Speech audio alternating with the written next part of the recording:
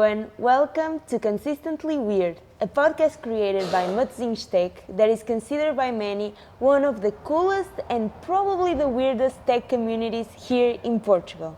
I am Matilde Arjiz. I work as a process engineer in a robotics company here in Portugal, and since I've started into this professional world that I have so many questions about it, and so today I have here with me Isabel. I think we're going to have a great conversation. Thank you so much for coming and to join me. And first of all, I will do a quick introduction about you. So, Isabel is a lawyer at Morais Leitão, one of the Portugal's biggest law firms, and right now she's working on Team Genesis, a team that helps startups and fast-growing companies with fundraising, expanding internationally, or even selling their businesses. Before joining, she spent over 8 years at Allen & Overy in London. Correct. That's right, that's how I say it? That's correct. And right now she brings all her knowledge to here. So Isabel, it is again a pleasure to have you here. I would like you to start introducing yourself. Who are you? What do you work on? Your passions, your hobbies, whatever you want. It's really nice to meet you. It's Thank the first you. time we meet. Yeah. 5 minutes ago. So I'm born and raised in Porto. Okay. I grew up in Antas, next to Estádio das Antas. I went to university law school here in Porto, and then I moved to Lisbon. Oh, okay. When I was 22. Alone? Alone to do my master's, and then I only came back to Porto in 2019 with a German husband. And 2 little English children. Oh. They were born in London, and we moved here when Antonio, our second child, was not even 1 month old. Oh, okay, cool. And we've been in Porto since then. Cool.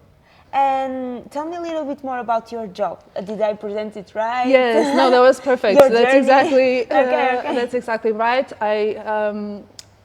Just one thing missing. When straight out of university, I went to work for Morais Leitão. I did my training, legal training there. At the time, it took 4 years. Not because I did anything wrong, it was just how it was. At the time, me and all my colleagues took 4 years to complete the training and have access to the bar. Yes, working really hard. Yeah, I imagine. Back in the day, we had email. We had Blackberry. Wow. We had Blackberries. I don't know what that is. Blackberries were the first mobile phones where you had email. So it was very professional. It's like the kids did not have Blackberries. It was just for professionals because we could read all our emails on the go. But we didn't have really remote access to the computer from the offices. So when we worked late, when we were on projects, we were in the office. Okay. And I started my training with 12 other people my age, and the trainees at the time were the longest at the office, and at some point it was only the trainees there at 1 or 2 a.m. And we would make big parties. For me.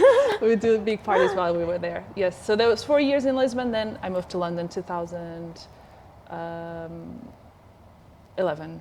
Okay. First time 11, then for good I went 2012. I moved there. And I'm really curious about your experience in London. Why did you decide to come back, and what were your biggest learnings there? So London for me was adventure at the time. Okay. Like a challenge. It's you were alone. Yes. Well, my younger sister, who's 3 years younger than me, and she studied management here in Porto as well. But then her first job was in London in investment banking. So she was there before I was. So when I moved to London, she was already more or less established there. That was very nice. So I don't feel like I went alone on a big adventure on my own. No, that's not true. But for me, it was the challenge. No one at the time in Portugal in my profession, worked abroad, because law is something a bit confined to the jurisdiction, the country where you learn the law and That's practice the super law. It's not so much like that anymore, because in common law, which is the law practiced in the UK and in the US,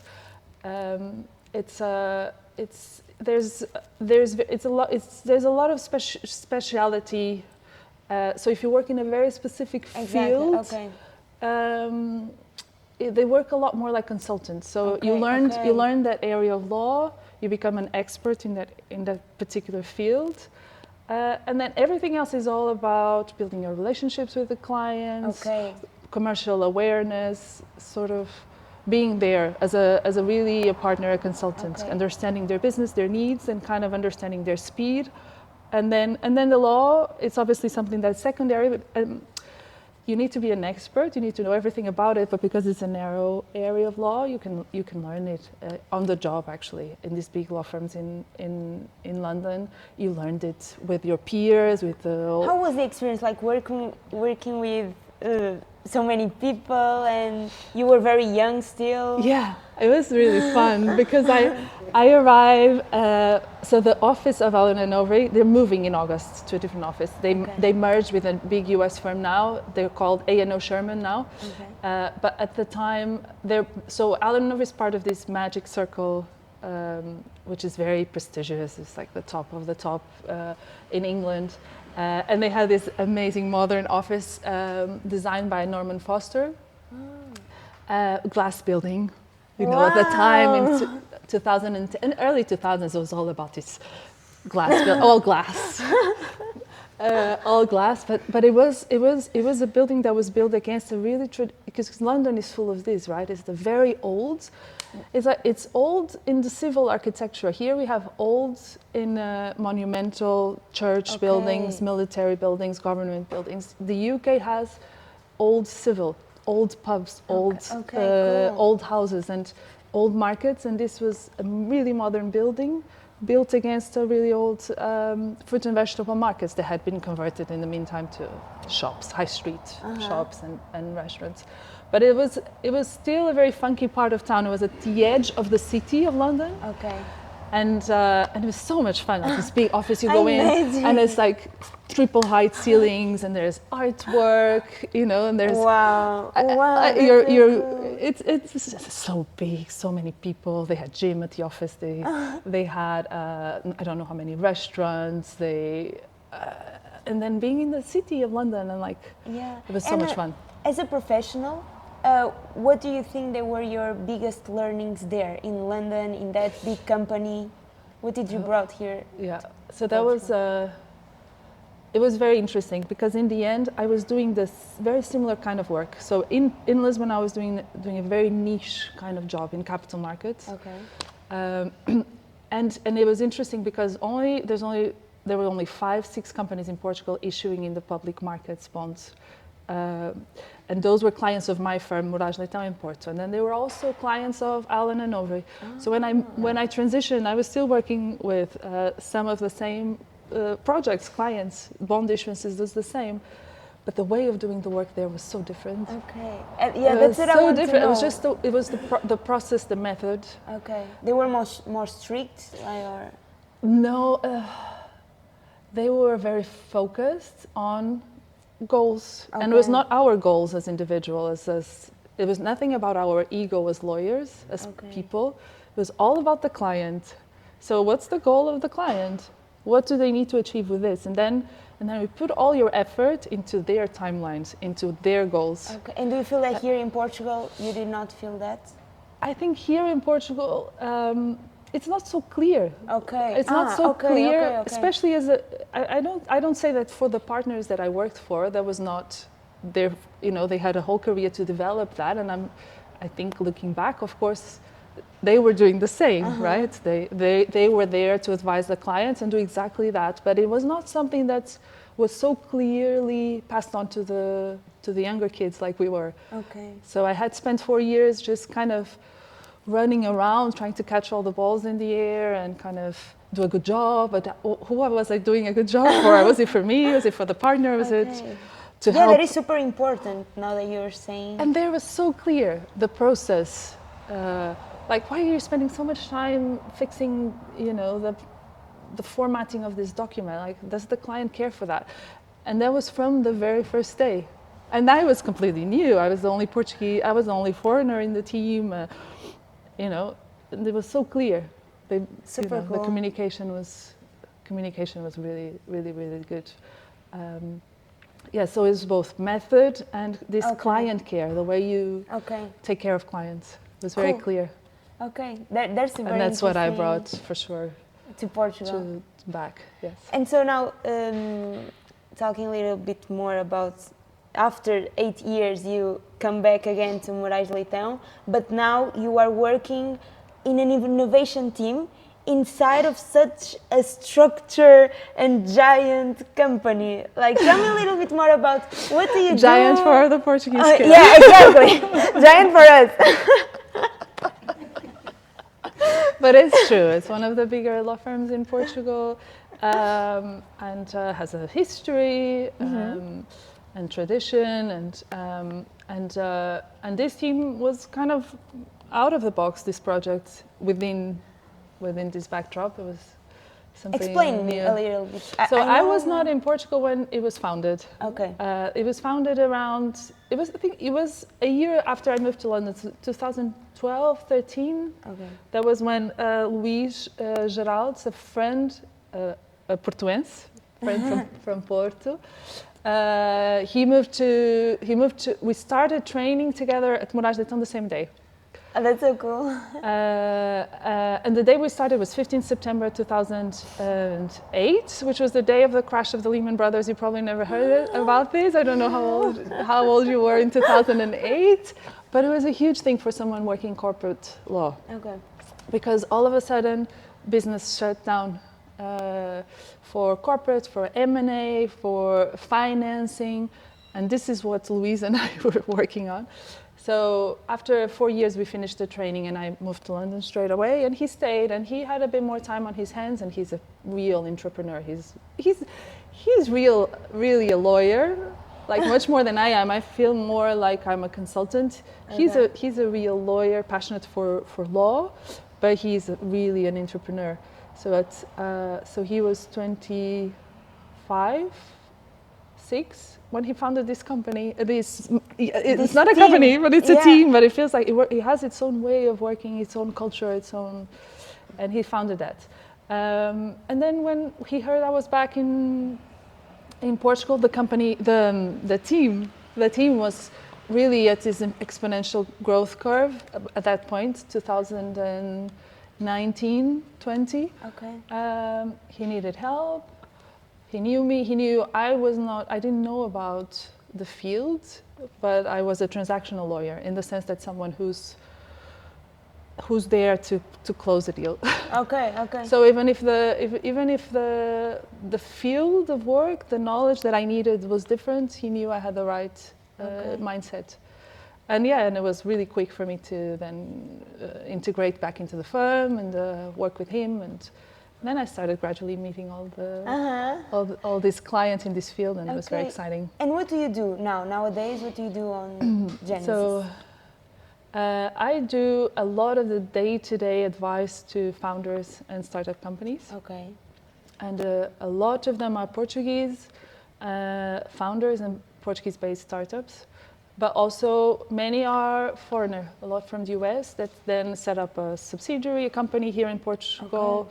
Because they want access to the talent, so they start companies so they can hire teams for a particular area of development, be it AI, be it software, typically engineering teams. But so that's mostly what I. That's mostly in many areas, sectors. We focus a lot on tech nowadays, a lot on AI. But also a lot on biotech, life sciences, like pharmaceutical as well. We like that area very much. Cool. And now I'm going to make a question that is, you will see. I'm 22 years old, and imagine that I wanted to start and create a startup. Now, what are your main tips that you have for me based on common mistakes that people usually do, or that you see that when they come to you? So, if you want to start a startup, you need to think what kind of startup it is. Okay. Do you want a startup that it's going to be your lifestyle business, in the sense that you want to run it on your own, independently? You want to develop a great product or a great service with your team, but you don't necessarily want to expand it worldwide. You might not want to have shareholders that are capital, just financing the company. So you need to think, do I want to be like, have my own business? Do I want to do it with someone else? Do you want to do it alone? That makes a big difference. Because why I'm saying that, if you want a lifestyle business, it's not the typical, that's not the way to, that's not the path for a startup that's funded by venture capital funds. Okay. So there's mainly 3 tracks. One is you want to do it, you want to be an entrepreneur, but you want to do it on your own. Okay. Like be the owner of your own company and your destiny.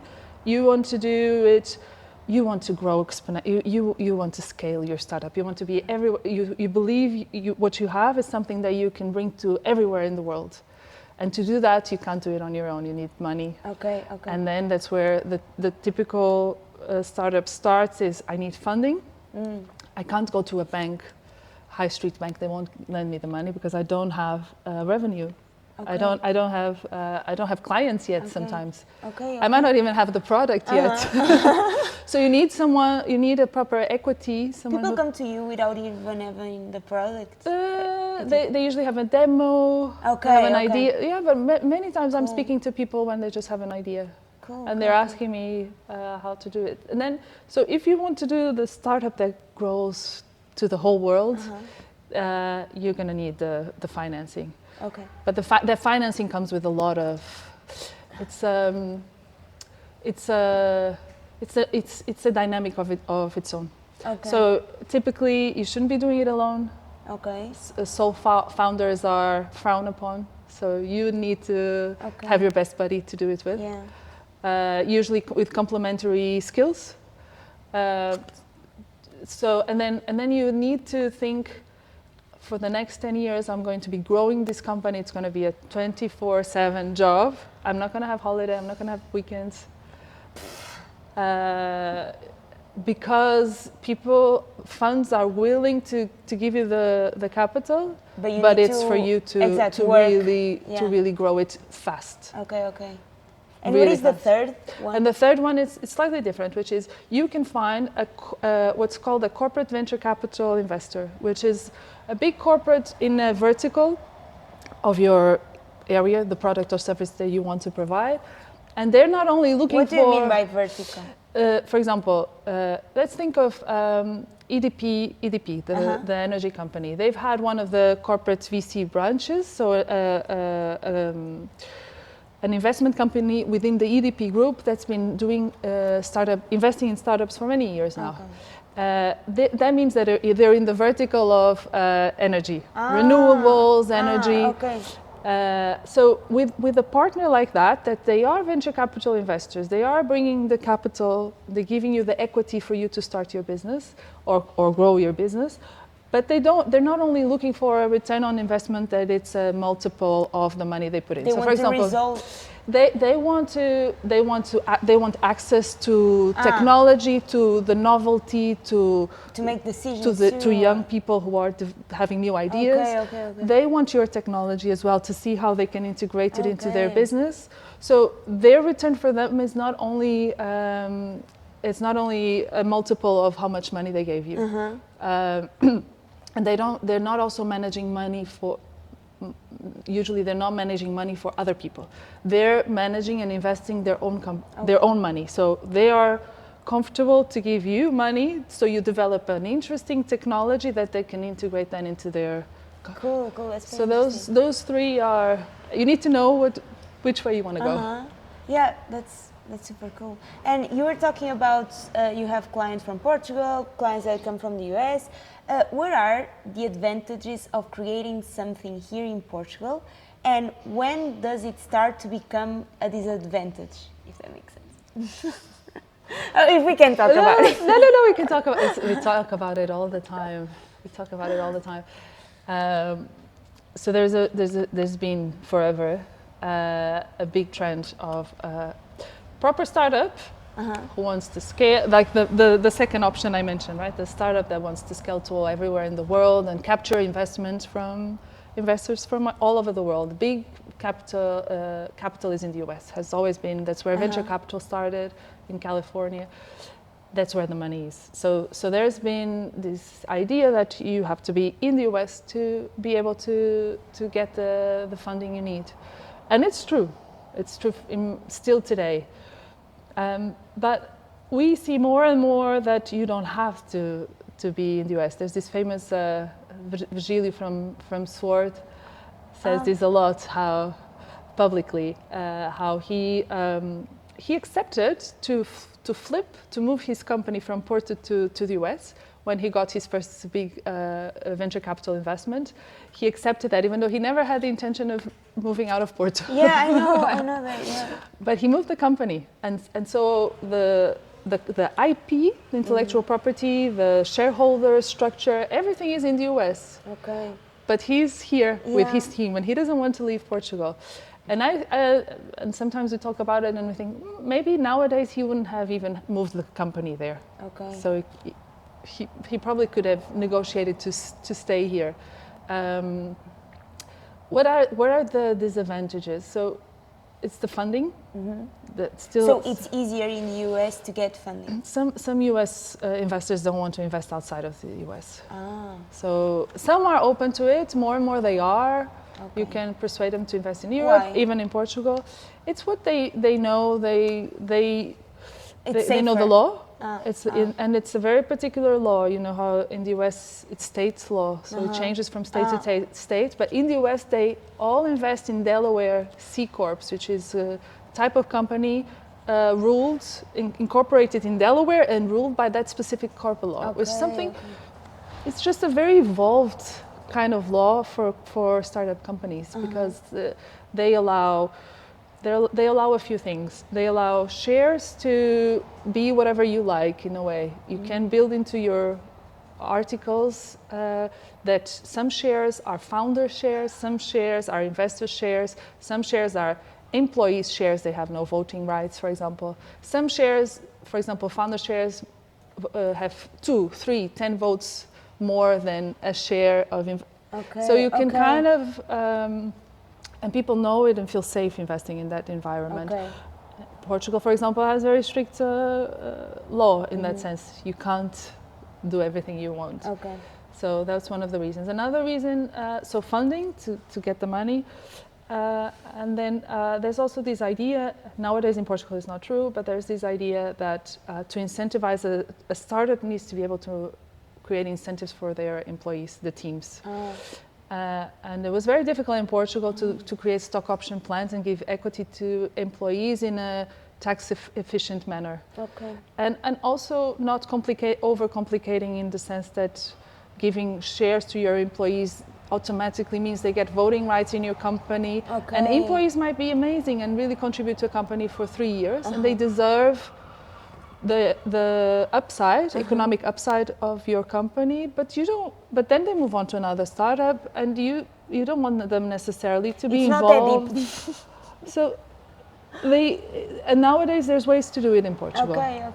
With virtual stock options, and there's tax benefits to stock option plans for startup companies. So from a tax perspective, it's also it works really well.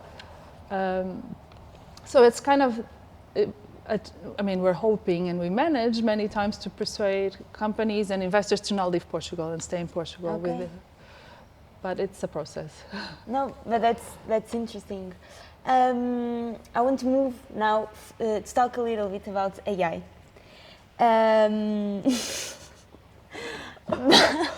Because I'm really curious on this relationship between law and AI, because I work in engineering, and the relationship that we have with AI, it feels more natural.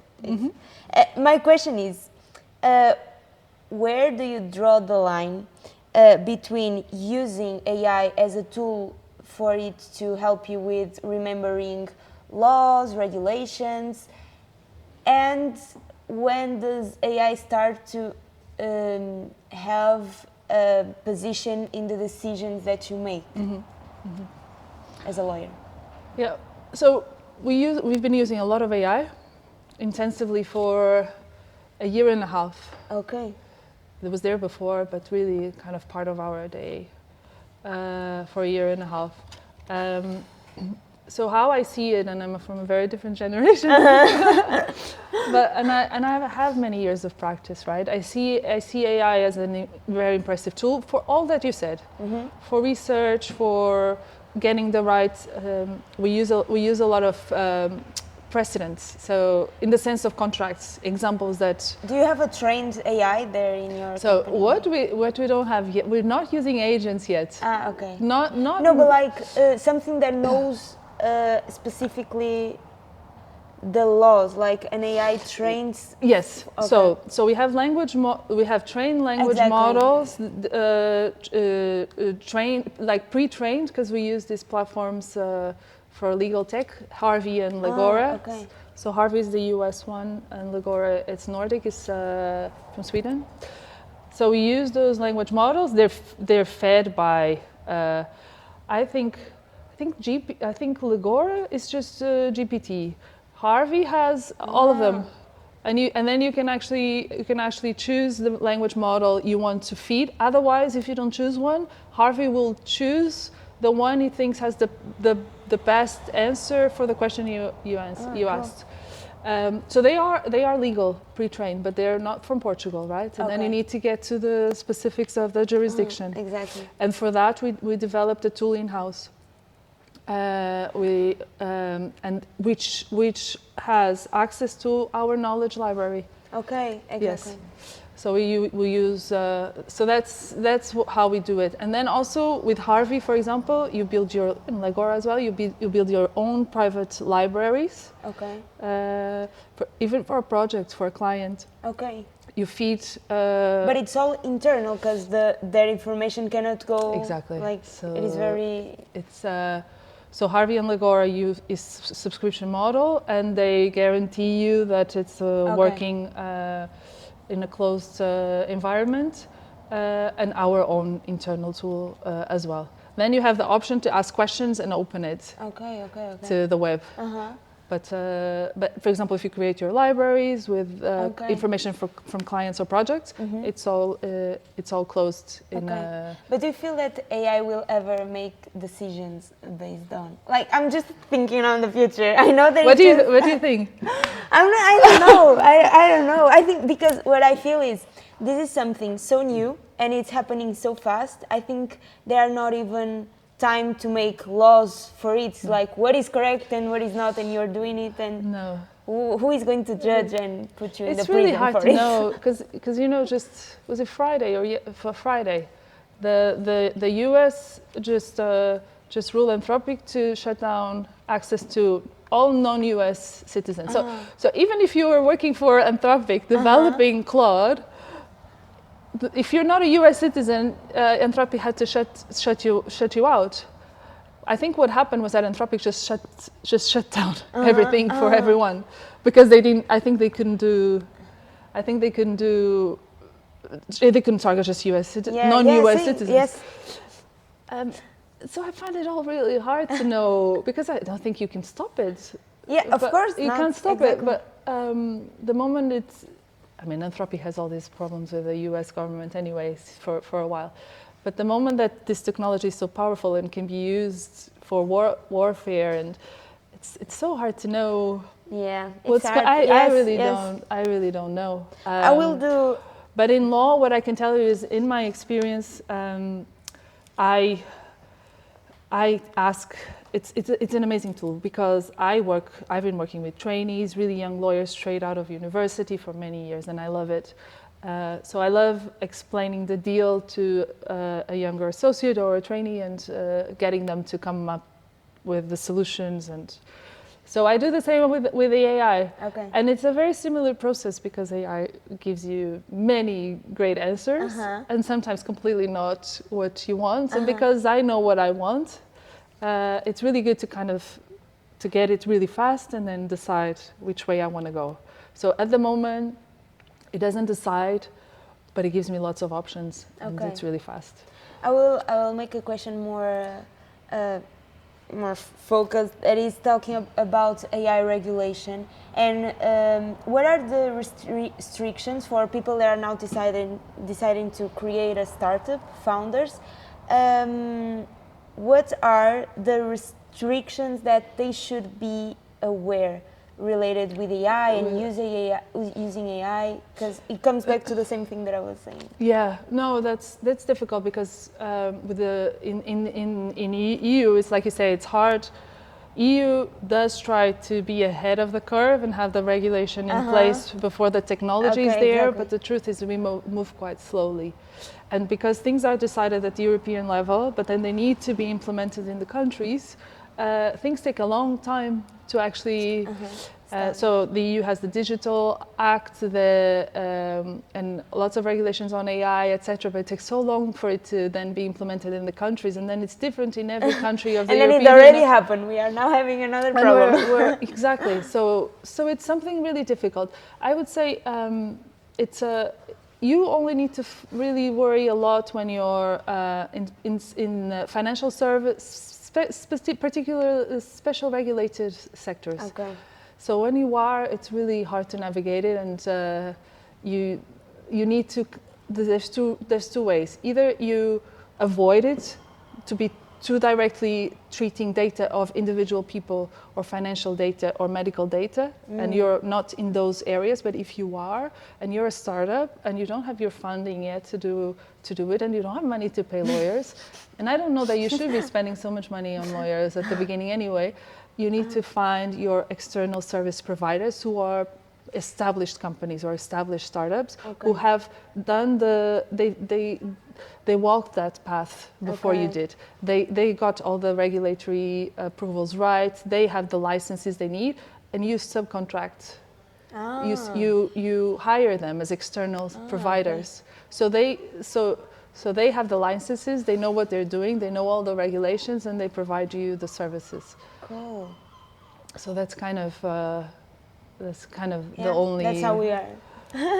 That's how you need to do until you are established with your clients and the funding to do your own regulatory compliance research. Cool. We are coming to an end of this podcast, unfortunately, because I have too many questions still. But I will do a general question more about yourself. That is, during all these years of work, what are the values that you carry as a professional? It can be now, the ones that you carry for a long time. I want to know. In the profession, right? And as a person, because like it comes all to the same, I guess. I work.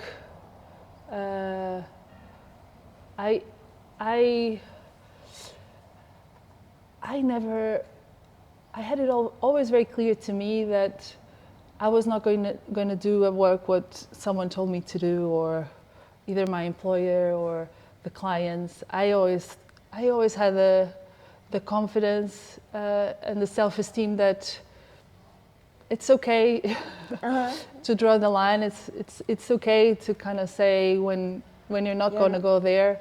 Okay. And it's interesting because I was maybe in the situation where I had to draw that line 2 or 3 times only. Okay. But I think if you have that mindset from the day one, and you have the confidence that, you're not. I feel like you're not even put in the situation at all, or almost ever, because you're so clear what your boundaries are. That I don't know. I think people read you, or you're. I don't know. It's. So that's cool. So I think you really need to be at peace with what you're doing. In this specific case, is what you're advising the clients, what you're saying it's acceptable or not. And I think it's really interesting. It also goes to the way I read the law or the contracts, I always go to I never try to read in between the lines or the small print or the small wording. I always go with what's the fundamental, like, what are we talking about here? That's what you're talking about, clarity. Clarity, right? Like, who were we trying to kid? It's, why did you start this partnership with this person? What was, it doesn't matter if it's written this word here that kind of points a little bit towards the other direction if you're trying to make a big argument about something that it's not really essentially what this relationship is about or this contract is about. That's cool. I think that you said three words that really complement each other is confidence, peace, and clarity. Yeah. Because you need all these three, like they work with each other, right? And it's interesting how then there's not many situations where you're in a dilemma or it's kind of there's a lot of uncertainty in law. There's a lot of options. Mm-hmm. You have to think a lot. I'm saying this, it all sounds very, it's actually all very hard. No, I know that you're talking really hard, but it's every day there's so many decisions, and even just managing your day. Do I answer this client? Do I answer that client? Do I answer the client who's screaming the most or the one who's actually the nicest and more reasonable? And it's kind of, you're making decisions all the time. And do I write this in the contract that it's really kind of not 100% what the law says, but that's what the parties want? And you're always making this decision, and it's really hard. But on the other hand, in the macro scale, it's, I think I try to make it simpler. Kind of, there's the clarity and the peace that you mentioned. I think that's kind of what I try to do. Cool, Isabel. Thank you so much for this conversation. I loved it. It was a pleasure. We come to an end of our episode. I hope this conversation left you with something, an idea, a perspective, or even some sort of curiosity. We are Matosinhos.Tech, and you can follow us on Instagram, LinkedIn, TikTok, now on YouTube and Spotify. And that's it. Stay consistently weird.